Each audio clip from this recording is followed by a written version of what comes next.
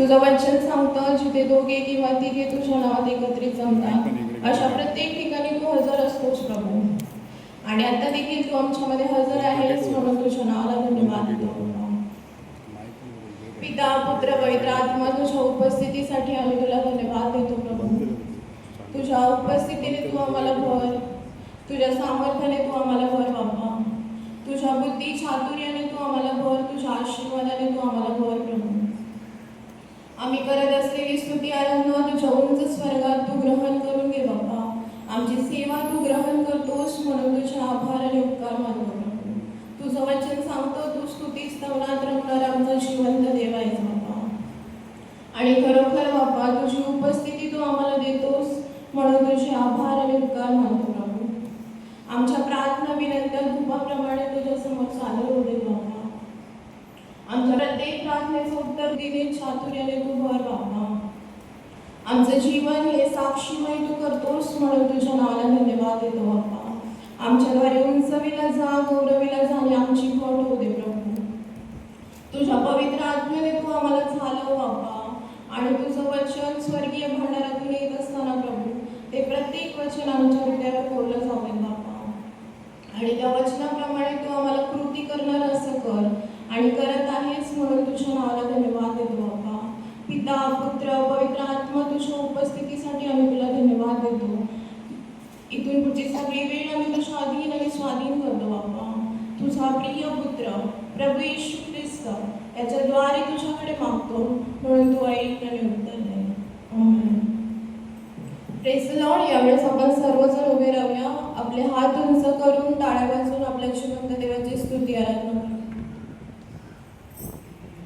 मेरे जीवन में यीशु तेरा नाम जलाल खाता रहे.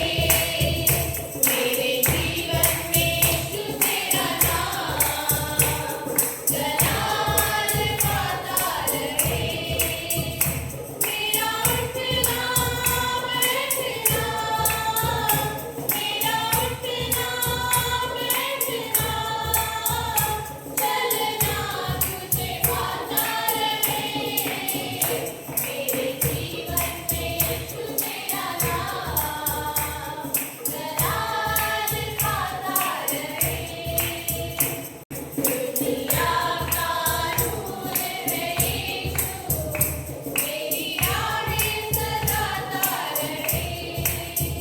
मेरा उठना बैठना, मेरा उठना बैठना, चलना तुझे भाता रहे.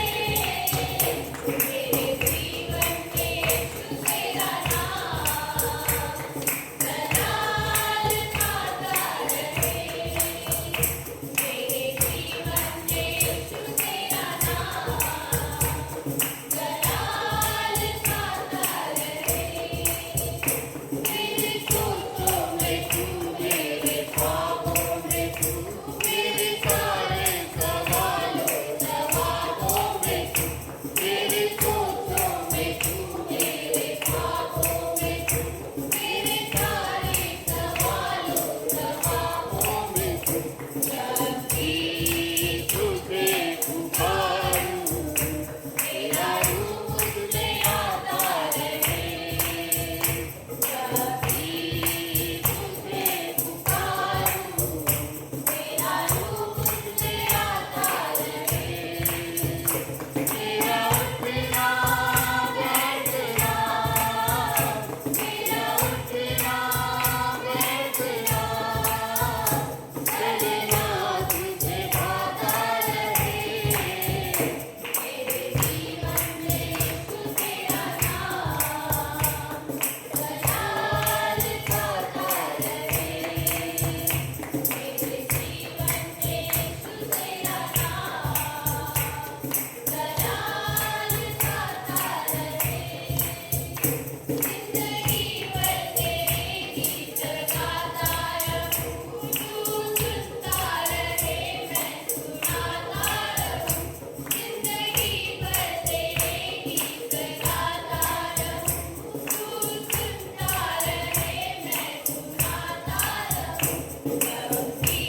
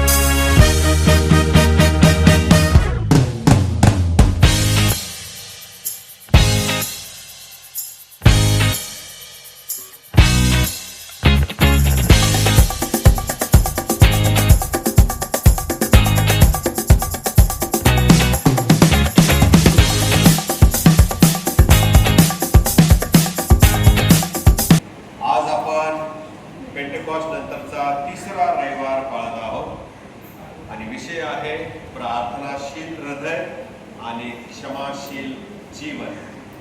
प्रार्थनाशील हृदय आणि क्षमाशील जीवन. मुंबई धर्मप्रांताद्वारे आजचा रविवार हा ब्लेसिंग संडे पाळला जात आहे, संडे स्कूल डिपार्टमेंटच्या द्वारे.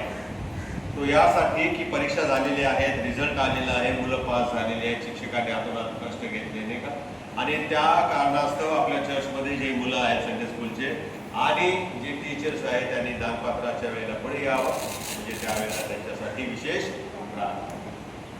ब्लेसिंग्स देण्यात येते. प्रभूने त्याला यश दिले. प्रार्थना आणि क्षमा हे ख्रिस्ती जीवनाचे आणि येशूच्या शिष्यत्वाचे मूलभूत असे अंग आहे. प्रार्थना करणं आणि क्षमा करणं हे फक्त ख्रिश्चन डिसिप्लिन नाही, शिस्तबद्ध जीवन नाही, तर प्रार्थना करणं आणि क्षमा हे देवाशी आणि आमचे इतरांशी एकमेकांशी जे संबंध आहेत त्याच्याशी ते निगडीत आहेत, हे कदापि विसरू नये. प्रार्थनामय हृदय हे काय दर्शवतं? आमचा देवाशी असलेला नातेसंबंध. त्याचप्रमाणे क्षमाशील जीवन जे आहे ते काय दर्शवतं? माझा इतरांशी असलेला संबंध. आणि म्हणून क्षमाशील जीवन हा माझा इतरांशी असलेला संबंध जो समेटाच्या द्वारे, रिकन्सिलेशनच्या द्वारे निर्माण होतो, ते त्याचं दर्शन आपल्याला या ठिकाणी घडतं. प्रभू येशू ख्रिस्ताने प्रार्थना करायला शिकवले, कारण शिष्य असं म्हणाले, प्रभूजी आम्हाला प्रार्थना करण्यास शिकवा. आणि म्हणून प्रभू येशू ख्रिस्ताने मगाशी आपण वाचलेलं आहे, दर रविवारी आपण वाचतो, बोलतो. प्रार्थनेमध्ये येशूने ह्या दोन गोष्टी एकमेकांशी कशा संलग्न आहेत, प्रार्थनामय हृदय आणि क्षमाशील जीवन, या कशा एकमेकांशी निगडीत आहेत किंवा संलग्न आहेत, हे तो प्रगट करत आहे. कारण विश्वासू ख्रिस्ती म्हटला तर त्याचं प्रार्थनाशील हृदय आणि क्षमाशील जीवन असणं फार गरजेचं आहे. या दोन्ही गोष्टी एकमेकांपासून अलिप्त करता येत नाहीत, वेगळ्या करता येत नाहीत, त्या विभक्त करता येत नाही. आणि जी क्षमा आपण म्हणतो, ती क्षमा जी परमेश्वराने मला केलेली आहे ती मी इतरांना पण देतो, याचा अर्थ इतरांची पण मी क्षमा करतो. आणि म्हणून ह्या युगामध्ये जिथे एकमेकांबद्दल अनादर वाढत चाललेला आहे, साध्या साध्या गोष्टीबद्दल लोक एकमेकावरती उठलेले आहेत, एकमेकाचा जीव घ्यायला उठलेले आहेत. आज लोकांना चांगलं सांगितलेलं आवडत नाही. मंडळीमध्ये पण हेच चाललेलं आहे नाटक. बाळकाने काय चांगलं सांगितलं ते आवडत नाही, मग पालक वाईट, मग पालकाचे दुर्गुण शोधायला सुरुवात करतात. प्रत्येक क्षेत्रामध्ये हे चाललेलं आहे, प्रत्येक क्षेत्रामध्ये. मग ते सामाजिक असो, शैक्षणिक असो, धार्मिक असो, सगळ्या क्षेत्रामध्ये चांगला कोणी सल्ला दिला ना तर माणसाला तो कमीपणा वाटतो, अपमान वाटतो. मग स्वतःची लायकी पाहण्यापेक्षा दुसऱ्याची लायकी पाहून त्याच्यावरती ते हल्ला करतात. एकमेकांबद्दल अनादर वाढत चाललेला आहे, भेदभाव वाढत चाललेला आहे. या घटना आमच्या जीवनामध्ये होतात, आम्ही जिथे काम करतो तिथे होतात, समाजामध्ये होतात, चर्चमध्ये होतात, कुटुंबामध्ये होतात, सगळ्या ठिकाणी या घटना होत असतात. आणि अशा वेळेला आम्ही काय करायला हवं, एक चर्च या नात्याने हे प्रबोधन प्रभू येशू ख्रिस्त आम्हाला या वचनामधून सांगत आहे.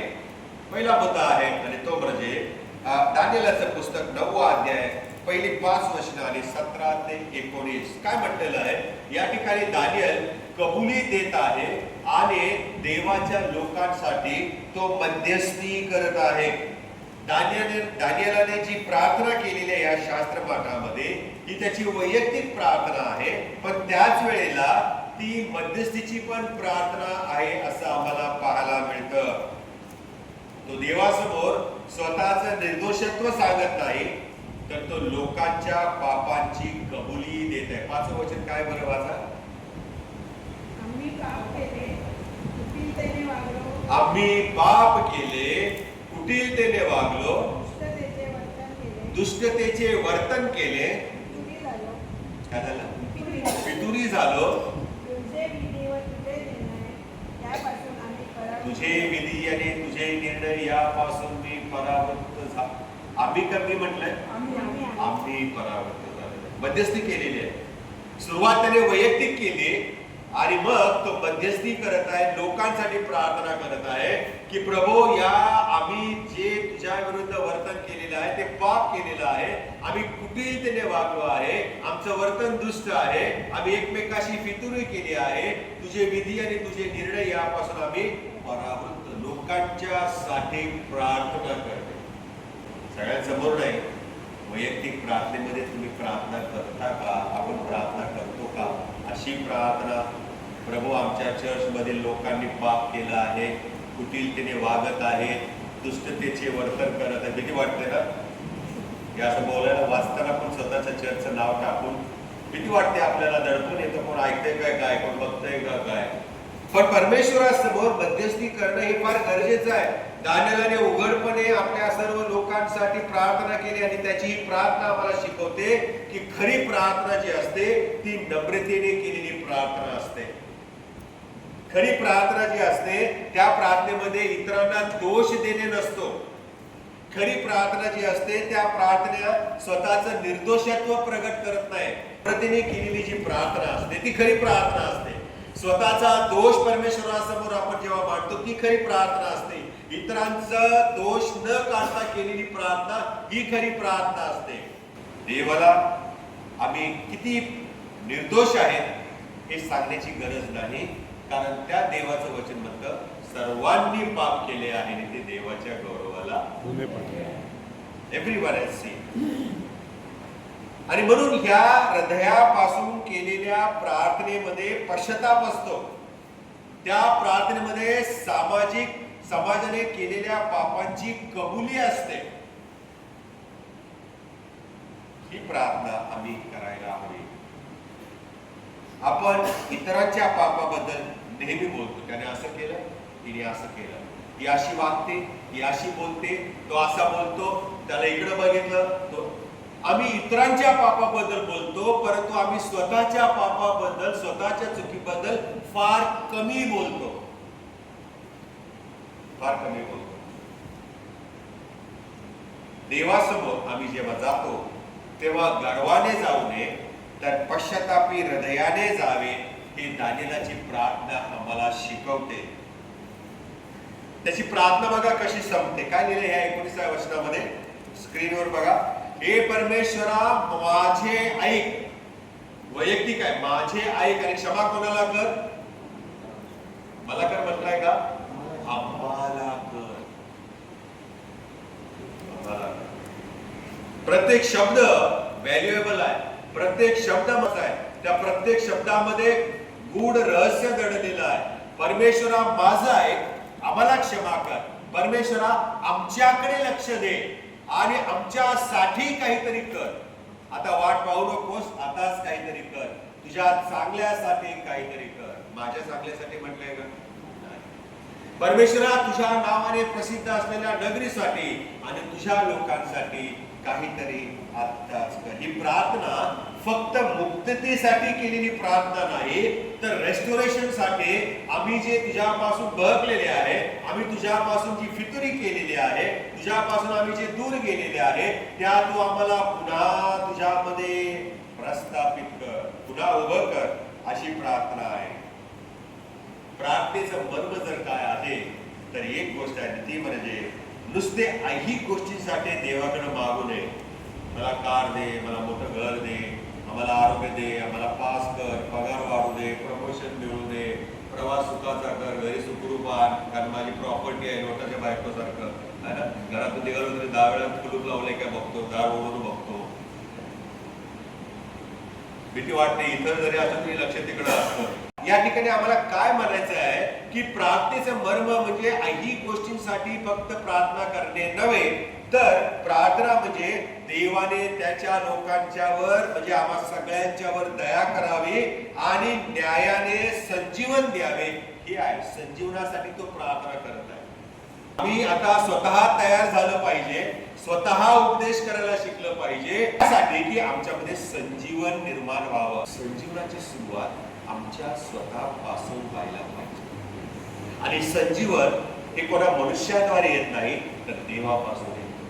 आणि म्हणून दानिएलाने ओळखलं आणि दानिएल परमेश्वराकडे प्रार्थना करतो आणि म्हणतो की तू काहीतरी कर. वी हॅव लॉस्ट अवर वे. आम्ही बहकलोय, आम्ही फितुरी केली तुझ्या बरोबर, आम्ही वाईट वागलेलो. तुझ्या चांगल्यासाठी काहीतरी कर, काहीतरी. एक आध्यात्मिक पालक, बाळक नाही पालक, एक आध्यात्मिक पालक या नात्याने दानिएलाने त्याच्या लोकांचं ओझ देवाकडे नेलेलं आहे. घरी गेल्यावरती आजपासून अशी प्रार्थना आपण करूया. त्या ठिकाणी स्वतःचं नाव टाका, त्या ठिकाणी आपल्या चर्चचं नाव टाका, त्या ठिकाणी आपल्या कुटुंबाचं नाव टाका आणि अशी प्रार्थना परमेश्वराकडे करा. म्हणजे त्या प्रार्थनेमध्ये आमची कबुली आणि इतरांसाठी केलेली मध्यस्थी पाहायला. दुसरा मुद्दा आहे प्रियानो, स्तोत्र संहिता 132. फार सुंदर स्तोत्र आहे. देवाचे निवासस्थान आणि आमचा विश्वासूपणा. देवाचे निवासस्थान. स्तोत्र करता आपणास दाविदाचं देवाला समर्पण कसं झालेलं आहे आणि देवाचा त्याला करारात्मक जे परमेश्वराने त्याच्या पूर्वजांशी केलेला जो करार होता त्या कराराच्या अनुसाराने कसा प्रतिसाद दिला हे 132व्या स्तोत्रामध्ये आपल्याला पाहायला मिळतं. दाविदाची खूप मनीषा होती, त्याची खूप इच्छा होती की देवाकरता निवासस्थान बांधावं आणि त्याला प्रतिसाद म्हणून देवाने त्याला खात्री दिली की तुझा वंश अखेरपर्यंत सिंहासनावर आरूढ होऊन बसेल. आणि त्या बदल्यामध्ये विश्वासूपणा आणि सानिध्यता देवाची दाविदाच्या जीवनात आणि त्याच्या राज्यामध्ये पाहायला मिळते.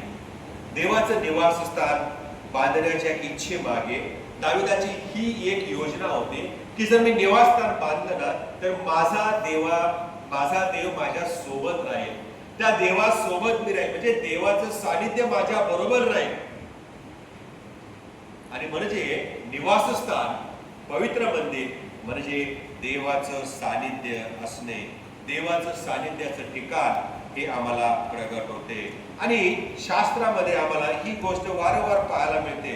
प्रार्थनेचं मर्म हे आहे की आम्ही देवासह राहिलं पाहिजे, आपल्या जीवनामध्ये आम्ही देवाला स्थान दिलं पाहिजे, आपल्या दैनंदिन धावपळीच्या जगामध्ये देवाकरता आम्ही वेळ दिला पाहिजे, देवाकरता आम्ही आमच्या हृदयामध्ये जागा दिली पाहिजे, त्याला आमच्या हृदयामध्ये जागा हवी. म्हणून तो म्हणतो की मी तुमच्या यज्ञाचा भुकेला नाही, मी तुमच्या दयेचा भुकेला आहे. दया कुठून निर्माण होते? त्याचे हे वसतिस्थान आहे, हृदयामध्ये त्याला जागा देणं. देवाच्या जवळीकतेपेक्षा आपण आपल्या कामकाजांना अधिक महत्व देतो, पण तरी हा देव आम्हा सोबत राहण्यास इच्छुक आहे. आमची हृदय देवासाठी निवासस्थान असायला हवे, ती बनवायला हवी. चर्च हे एक आध्यात्मिक घर आहे. काय आहे? It's a spiritual house. Church हे आध्यात्मिक घर आहे ज्यामधून देवाची जी अभिवचनं आहेत ती पूर्णतेस नेली जातात आणि त्यासाठी कमिटी आहे. आपण सर्वजण आहोत, एकजुटीने काम करत असतो. आणि या देवाच्या घरामध्ये, स्पिरिच्युअल हाऊस मध्ये, आध्यात्मिक घरामध्ये आम्ही क्षमाशील अंतःकरणाने राहणं, क्षमाशील जीवन जगणं फार गरजेचं आहे. आणि ते सुद्धा देवाकरिता आम्ही देवाच्या वस्तीचं ठिकाण करायला हवे. एखाद्याबद्दल तिटकारा करायचा, एखाद्याला क्षमा न करायची किंवा करायची नाही, आम्हामध्ये असं करण्याने काय होतं माहिती का, की देवाच्या आत्म्याला कार्य करायला आम्ही अडथळा निर्माण करतो. काही महिन्यांपूर्वी आपण ऐकलं होतं शास्त्रामधून की तुम्ही एकमेकांची क्षमा करा, ज्याची तुम्ही क्षमा कराल त्याची क्षमा केली जाईल, ज्याची तुम्ही करणार नाही त्याची तशीच ठेवली जाईल. म्हणजे आजच्या वचनात काय वाचतो आपण? तुम्ही इतरांना क्षमा करा की जेणेकरून तुम्हाला क्षमा. मी जर इतरांना क्षमा करत नाही तर मला क्षमा मिळणार नाही, मला क्षमा मिळणार नाही. देवाच्या वचनाचा हा गूढ अर्थ आहे प्रिया. जेव्हा आम्ही इतरांचा तिटकारा करतो, इतरांच्या बद्दल आम्ही कमी जास्त बोलतो, इतरांना आम्ही क्षमा करत नाही, त्यावेळेला एक लक्षात ठेवलं पाहिजे की परमेश्वराकडून माझ्यासाठी क्षमा येण्याचा रस्ता मी बंद करतो. जसं देवाचे निवासस्थान बांधण्याची दाविदाची इच्छा होती, तसे आपणही आपल्या हृदयातील कटुता काढून टाकून आपली हृदय देवाच्या सानिध्यासाठी देवाचे निवासस्थान बनवली पाहिजे. त्याच्या दैवी प्रीतीसाठी आमची हृदय आपण परमेश्वरासमोर उघडी केली पाहिजे. क्षमा करणे, एकाने असं म्हटलंय, इतरांना क्षमा करणे म्हणजे स्वतःचं घर स्वच्छ करणे. काय करणे? स्वतःचं घर साफ करणे, स्वच्छ करणे. कारण इतरांच्या बद्दल कटुता मनामध्ये ठेवून माझं हृदय स्वच्छ राहू शकत नाही. माझ्या घरात कचरा ठेवून मी आनंदी राहू शकेन का? नाही. झाडूवाल्याचं कचऱ्यावाल्याचं टायमिंग आपल्याला बरोबर आहे. त्याच्या आतमध्ये नाश्ता बिस्ता काय असेल तयारी करून सगळा कचरा त्या बास्केटमध्ये ठेवून डस्टबिन मध्ये टाकून ती डस्टबिन घराच्या बाहेर ठेवून टाकतो. तेव्हा कुठे घरात फ्रेश वाटतं. हृदयाचं असंच आहे. इतरांच्या बद्दल असलेली कटुता, इतरांच्या बद्दल असलेला द्वेष, वैर हे आम्ही काढून टाकलं पाहिजे. हृदय स्वच्छ केलं पाहिजे. तेव्हा प्रियानो देवासाठी आपण आमची हृदय तयार करण्यासारखं आहे. आमची जागा हृदयामधली जी आहे ती आम्ही प्रभूसाठी उघडी करतो. आणि म्हणून प्रकटीकरणाच्या पुस्तकामध्ये आम्ही वाचतो, पहा मी दाराशी आणि दार जो कोणी माझी वाणी ऐकून मला आत घेईल त्याच्या आम्ही आत जाऊ आणि भोजन करू असं म्हटलेलं आहे.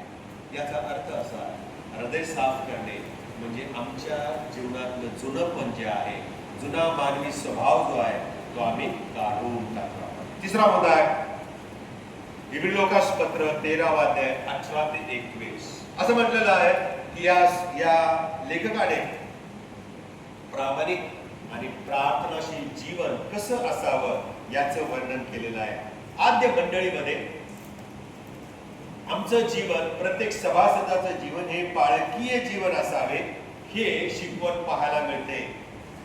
कारण प्रार्थना हा एक विधी नसून ख्रिस्ती जीवन आणि नेतृत्व टिकवण्याचा मार्ग आहे. जेव्हा मी प्रार्थना करतो तेव्हा आमचं जीवन क्षमाशील होतं. जेव्हा आम्ही प्रार्थना करतो तेव्हा आम्ही एक चांगला नेता बनतो. आणि चर्च हे त्याच्या नेतृत्वासाठी प्रार्थना करणारं चर्च आहे. आणि मग त्यांचं नेतृत्व जे आहे ते चर्चसाठी प्रार्थना करतं. इट्स वाईस वर्सा. चर्च लीडर्ससाठी प्रार्थना करतं आणि लीडर्स चर्च करतात. आणि एकमेकांना आधार देणं, एकमेकांच्यावर अवलंबून राहणं ही गोष्ट प्रखरतेने देवाच्या वचनामध्ये आम्हाला शिकायला मिळते. आणि हे सत्य आपल्याला देवाची आमच्यावरील कृपा आणि आमची इतरांच्यासाठी असलेली जबाबदारी यांचं पालन पोषण करते. हे आम्ही कधीही विसरता कामा नये. शेवटचा आशीर्वाद आहे तो फार महत्वाचा आहे. काय म्हटलेलं आहे? ज्या शांतीच्या देवाने आपल्या मेंढरांचा मेंढपाळ आपला प्रभू श्री ख्रिस्त याला रक्ताच्या युगानुगाच्या नव्या कराराद्वारे उठवले, त्याची इच्छा पूर्ण करायला तुम्हाला चांगल्या गोष्टींनी सिद्ध करो. बघा किती सुंदर आशीर्वाद आहे. हा आशीर्वाद म्हणजे प्रार्थनेमध्ये बुडालेल्या जीवनाचा परिपाक आहे. प्रार्थनामय जीवनाचं हे रहस्य आहे प्रियानो. आम्ही प्रार्थनेमध्ये आध्यात्मिक प्रौढतेपर्यंत पोहोचायला हवं. आम्ही शांतमय जीवन जगत आहोत हे त्यामध्ये सिद्ध होतं. आणि देवाने जे आम्हाला ध्येय दिलेलं आहे या जगामध्ये राहत असताना त्या ध्येयाप्रत आमची चाललेली वाटचाल जी आहे ती या आशीर्वादामध्ये आम्हाला दडलेली पाहायला मिळते. आणि यातूनच असा जो जीवन जगतो त्याच्या जीवनामधून क्षमाशीलता उदयास येते. ख्रिस्तामध्ये पूर्ण तयार झालेली विश्वासू व्यक्ती ब्रोकन रिलेशन्स घेऊन जगू शकत नाही. तुटलेली नाती घेऊन तो जगू शकत नाही. विश्वासू ख्रिस्ती म्हटला म्हणजे त्याचं नातं देवाशी घट्ट पाहिजे, त्याचं नातं इतरांशी घट्ट पाहिजे.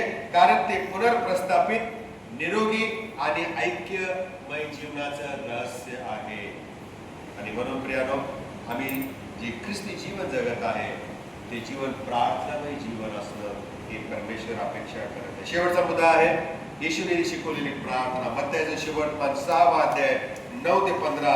आणि या प्रार्थनेमध्ये प्रभू येशू ख्रिस्ताने स्वतःचं उदाहरण दिलेलं आहे. प्रियानो, त्याने ही प्रार्थना जी शिकवलेली आहे ही विश्वासणाऱ्या जीवनाची एक ठेवण आहे, एक पद्धत आहे, लाईफस्टाईल आहे विश्वासणाऱ्याची. येशू प्रथम प्रार्थनेला पित्यापासून सुरुवात करतो.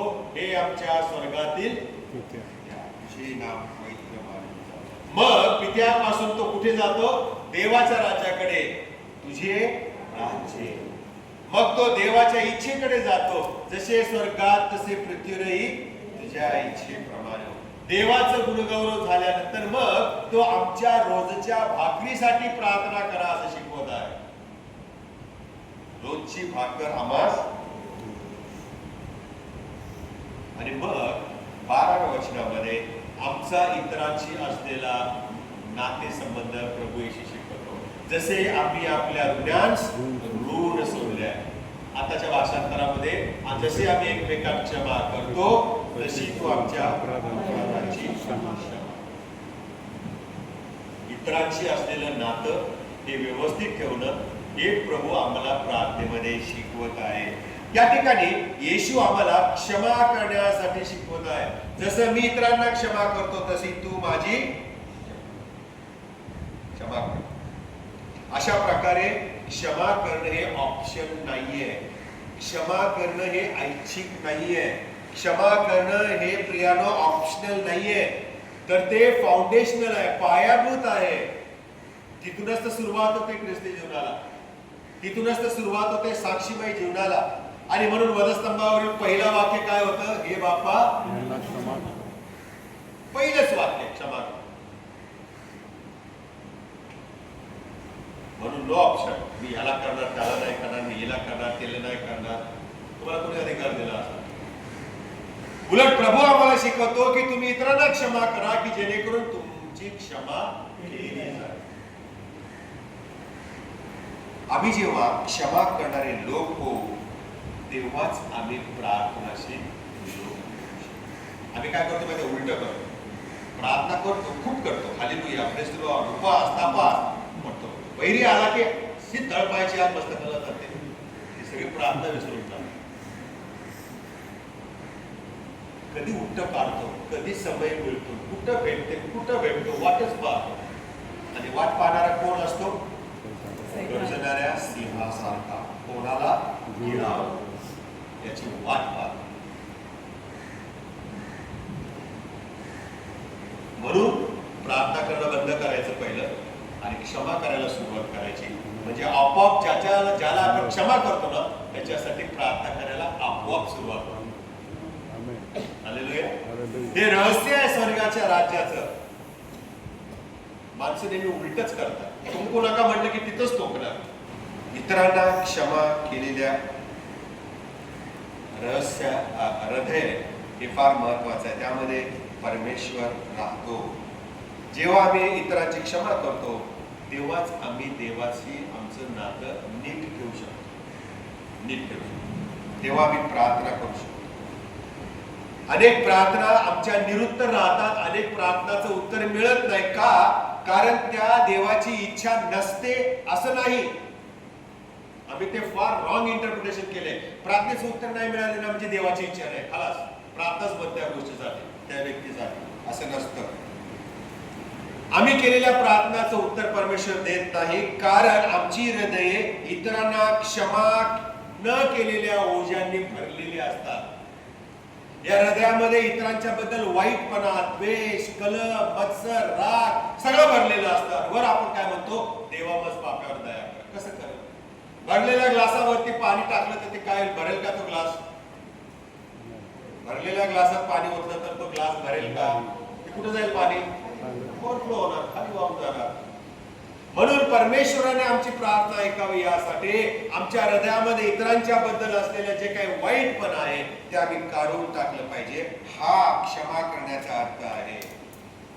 आमचे प्रार्थनामय जीवन हे देवाच्या कृपेचा आरसा आहे. मिरर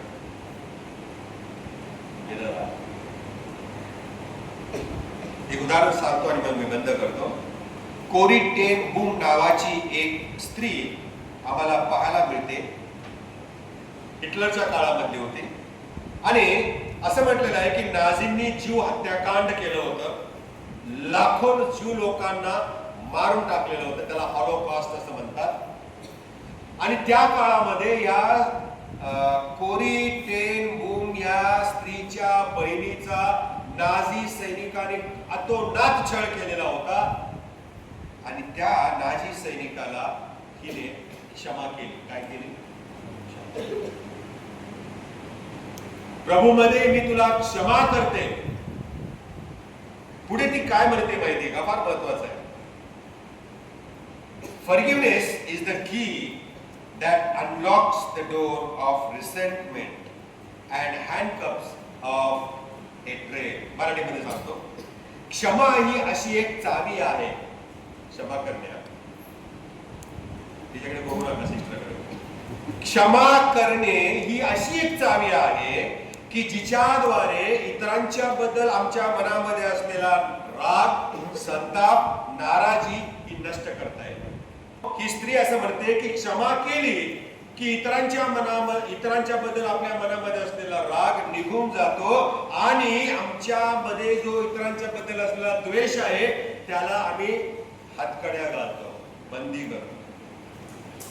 प्रार्थनाशील हृदय व इतरांच्या बद्दल द्वेष हे एकत्र नांदू शकत नाही. प्रेम करणं आणि सेवा करणं हे एकत्र राहू शकत नाही. आणि चर्च हे असं ठिकाण असायला हवं की जेथे क्षमा मुक्तपणे मिळते. Where the forgiveness is flown freely. जिथे प्रभूची प्रार्थना नुसती दर रविवारी बडबड केली जात नाही, बोलली जात नाही, बोलायची म्हणून म्हटली जात नाही, तर जिथे प्रभूची प्रार्थना ही आचरणामध्ये आणली जाते, असं चर्च असायला हवं. शेवटी प्रियानो, प्रार्थनाशील हृदय आणि क्षमाशील जीवन एकत्र नांदतात हे आम्ही कधी विसरू नये. ते आमचं देवाशी असलेलं नातं आणि आमचं इतरांशी समेट केलेलं जे नातं आहे त्याचं ते प्रतीक आहे. तळमळीने प्रार्थना करा, मुक्तपणे क्षमा करा. समजा जर वधस्तंभावर प्रभूने पहिलं वाक्य म्हटलं नसतं, हे बाबा यांना क्षमा कर, पुढची वाक्य आलीच नसतं. प्रभूच्या त्या मरणाला काही व्हॅल्यूच राहिला नसता. कारण तो वधस्तंभावर मेला, सर्वांसाठी मेला, पण त्याने क्षमाच नाही मागितली. तो चिडला होता असं म्हटलं असतं आपण. गुडफ्रायडेला हाच उद्देश केला असता. He was so furious. He did not ask for the forgiveness. त्याने पहिलंच वाक्य म्हटलं, क्षमा केली, आणि सगळ्या रागावरती त्याने काय केलेलं आहे? तळमळीने आपण एकमेकांसाठी प्रार्थना करू, मुक्तपणे एकमेकांना क्षमा करू. कारण चर्च हे ते ठिकाण आहे जेथे प्रार्थनेने एकमेकांचे आणि येणाऱ्यांचे जीवन बदलले जाते. चर्च हे असे एक ठिकाण आहे ज्या ठिकाणी इतरांच्या जीवनामध्ये झालेल्या जखमा क्षमा करून आपण भरून काढू शकतो. म्हणून फक्त प्रभूची प्रार्थना न बोलता आपण दररोज तसे वागणं ठरवूया. आणि हे करण्यासाठी प्रभू तुम्हाला मार्गदर्शन करू आणि आशीर्वाद देऊ. आपण प्रार्थना करू. स्वर्गीय प्रेमळ प्रभू, धन्यवाद देतो. तो आमचा महान परमेश्वर आहेस. आज तू आम्हाला शिकवलं आहेस की प्रार्थनाशील हृदय आणि क्षमाशील जीवन किती महत्वाचं आहे. विश्वासू ख्रिस्ती या नात्याने प्रथमतः आम्ही क्षमा करायला शिकलं पाहिजे. म्हणजे प्रभू त्या व्यक्तीवर आम्ही प्रेम करून त्याच्यासाठी आम्ही प्रार्थना करू शकतो. आणि ह्या सिक्वेन्स जो आहे, हा जो फ्लो आहे, तो प्रभू येशू ख्रिस्ताने त्याच्या सेवेद्वारे, त्याच्या त्यागाद्वारे, त्याच्या मरणातून आम्हाला शिकवलेला आहे. प्रभू त्या प्रकारे चर्च ठेवण्यासाठी, त्या प्रकारे आम्ही आमचं जीवन जगण्यासाठी तू आम्हाला कृपा करू. तारणार आमचा महान येशू ख्रिस्त याच्याद्वारे. आमेन.